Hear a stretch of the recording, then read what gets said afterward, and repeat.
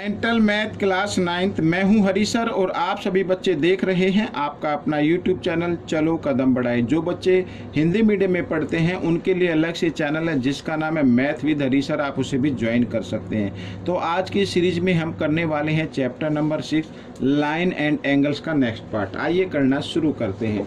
तो ये रहा आपके सामने बच्चों क्वेश्चन नंबर 26। ठीक है, क्वेश्चन नंबर 26 क्या कहता है देखिए, find the value of x plus Y.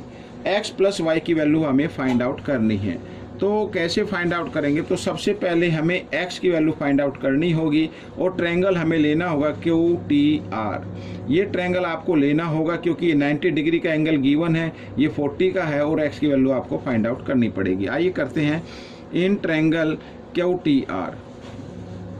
ठीक है, इसका नाम आप देना चाहे तो पूरा दे सकते हैं या खाली लिख सकते हैं 40 डिग्री और प्लस इसको लिख सकते हैं 90 डिग्री। ठीक है, और ये लिख सकते हैं x डिग्री। ये ट्रायंगल के 3 एंगल्स हो गए जिनका सम इक्वल होना चाहिए 180 डिग्री के। ठीक है, अब बच्चों 90 और 40 होता 130, तो 130 इधर बच्चों किस फॉर्म में है, प्लस में है। ठीक है, ये तो 180 तो इधर प्लस में है और 130 इधर प्लस में, राइट साइड में आएगा तो ये माइनस में आ जाएगा। ठीक है, इस तरीके से।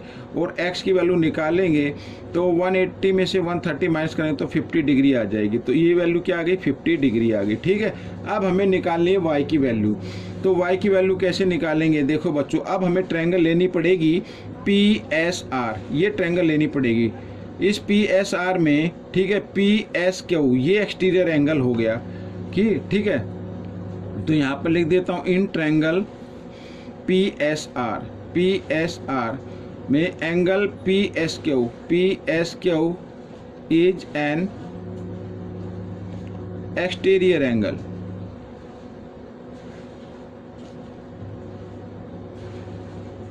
ठीक है, ये एक्सटीरियर एंगल हो गया। तो एक्सटीरियर एंगल अपने इंटीरियर, ठीक है, अपने इंटीरियर अपोजिट एंगल के सम के इक्वल होता है, ये सभी को मालूम है। यानी कि y जो इक्वल होगा वो किसके इक्वल होगा। ठीक है, ये y तो एक्सटीरियर एंगल हो गया, तो ये इक्वल होगा 30 डिग्री और प्लस 50 डिग्री के। ठीक है, तो y इक्वल आ गया 80 डिग्री। अब बच्चों कई क्वेश्चन करा दिए तो आपको समझ में आ ही गया होगा कि एक्सटीरियर एंगल क्या होता है। तो हमें जो वैल्यू फाइंड आउट करनी है वो x प्लस वाई करनी है, x प्लस वाई। ठीक है, तो x की वैल्यू आई है बच्चों 50 डिग्री और y की वैल्यू है बच्चों 80 डिग्री और दोनों को ऐड किया तो आ गया बच्चों 130 डिग्री। ठीक है, दिस इज द आंसर। आइए करते हैं क्वेश्चन नंबर 27। क्या कहता है, angle of a triangle are in the ratio 2:4:3। Find the smallest angle of the triangle. Smallest angle आपको फाइंड आउट करना है, मीन स्मॉलेस्ट रेशो वाला। ठीक है ना, ये वाला। तो बच्चों लेट कर लेते हैं, let the angles of triangle. ठीक है, तो 2x 4x और 3x ये हमने कर लिया। अगर हम इन 3 एंगल को अगर हम ऐड कर दें तो इक्वल आना चाहिए बच्चों किसके, 180 डिग्री के इक्वल आना चाहिए। ठीक है, 4 और 3 7 और 2 9, 9x हो गया इक्वल 180 डिग्री। ठीक है, x की वैल्यू निकाल लेते हैं 180 डिग्री।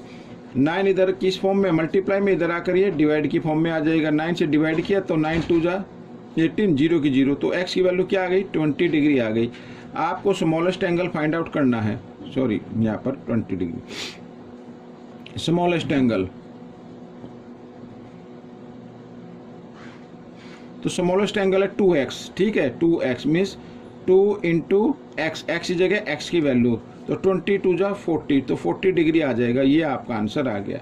बच्चों आप सभी एंगल भी फाइंड आउट कर सकते हैं। ठीक है, आइए करते हैं क्वेश्चन नंबर 28। क्या कहता है, क्वेश्चन नंबर 28 कहता है, if 5y plus 62 degree and 22 plus y degree are supplementary angle then find y।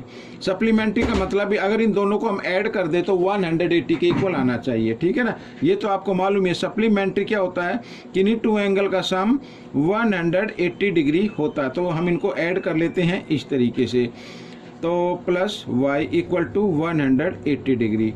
अब 5y और 1y होता है 6y, ठीक है, और इक्वल 2 और 2 4, अब ऐड कर लेते हैं इनको भी, 6 और 2 8, ठीक है, इस तरीके से, और इक्वल टू 180 डिग्री। अब बच्चों 6y 180 डिग्री, ठीक है, 84 इधर प्लस में राइट साइड में लेके आना है तो माइनस का हो जाएगा, ठीक है, माइनस करेंगे तो कितना आ जाएगा बच्चों, 96 आ जाएगा, क्या आएगा 96, और 6 इधर मल्टीप्लाई में इधर आकर ये डिवाइड में आ गया, ठीक है, 6 से हम इसको डिवाइड करते हैं, 6 1 जा 6, ठीक है, यहाँ पे 3 और 6 36 और 6 6 जा 36, तो y की वैल्यू क्या आ गई बच्चों 16 आ गई। दिस इज द आंसर, ये आपका आंसर बन गया, ठीक है। अब हम करेंगे क्वेश्चन नंबर 29, ये रहा आपके सामने क्वेश्चन नंबर 29, ठीक है। क्वेश्चन नंबर 29 कर लेते हैं, क्या कहता है, बहुत ही इजी क्वेश्चन है बच्चों।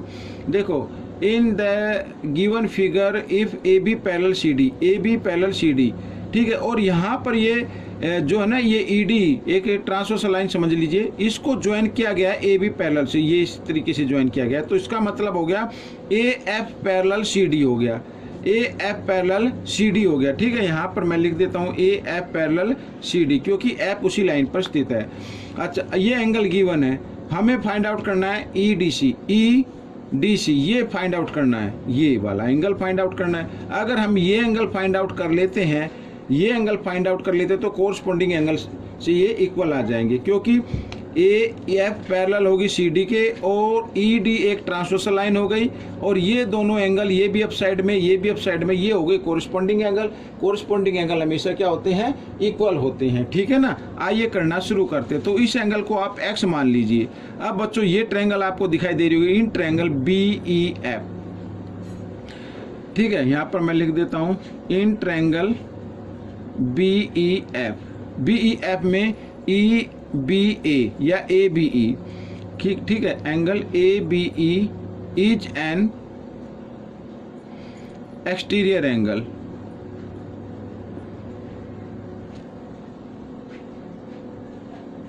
ठीक है, ये एक्सटीरियर एंगल हो गया। तो एक्सटीरियर एंगल इक्वल होता है अपने इंटीरियर अपोजिट एंगल के सम के इक्वल होता है, ठीक है। यानी कि यहाँ पर मैं लिखूँ तो ये x + 20 इन दोनों एंगल, क्योंकि ये इंटीरियर अपोजिट एंगल हो गए, तो अगर इनको हम ऐड कर दें, x + 20 कर दें, तो ये इक्वल हो जाएगा 130 डिग्री के, ठीक है ना। आइए x की वैल्यू निकाल लेते हैं, तो 130 डिग्री, 20 इधर प्लस में राइट साइड में आएगा तो ये माइनस में आ जाएगा, और माइनस करेंगे तो 110 डिग्री आ गया, तो x की वैल्यू निकल आई, ठीक है। अब देखो यहाँ पर A F parallel C D and E D is a transversal line,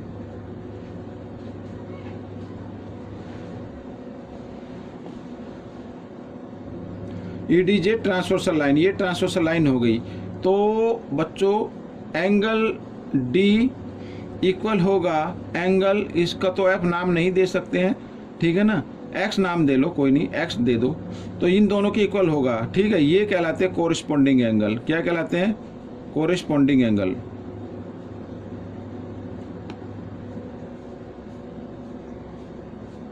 ठीक है, ये एंगल। तो डी की वैल्यू क्या होगी, एक्स की वैल्यू क्या है बच्चों 110 डिग्री है। और यहाँ पर मैं आपको बता दूं, जो डी है ना, डी ये जो बीच में होता है ना, इसी को मानते हैं, या इस डी की जगह आप लिख सकते हैं एंगल ई डी सी, ये इक्वल होगा एंगल डी के, ठीक है, दोनों का मतलब एक ही है, और ये इक्वल आ जाएगा 110 डिग्री के। तो ये आपका क्वेश्चन सॉल्व हो गया। आइए करते हैं क्वेश्चन नंबर 30। तो क्वेश्चन नंबर 30 क्या कहता है, देखो A B parallel D E, A B parallel क्या है, डी ई है, ये तो गिवन है A B parallel D E. हमें जो फाइंड आउट करना है वो करना है ए प्लस बी और माइनस सी, ठीक है, ये वैल्यू फाइंड आउट करनी है।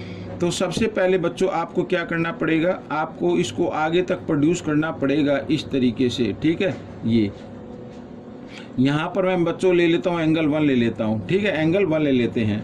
तो अब देखो ए बी पैरेलल क्या हो गया डी ई, ठीक है, और बी ई एक ट्रांसवर्सल लाइन होगी, and B E is a transversal line,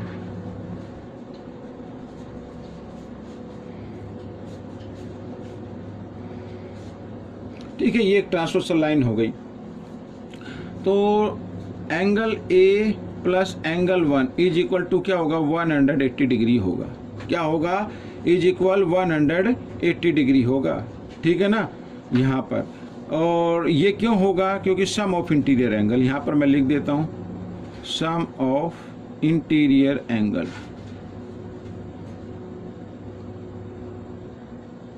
ठीक है, सम ऑफ इंटीरियर एंगल आ गया।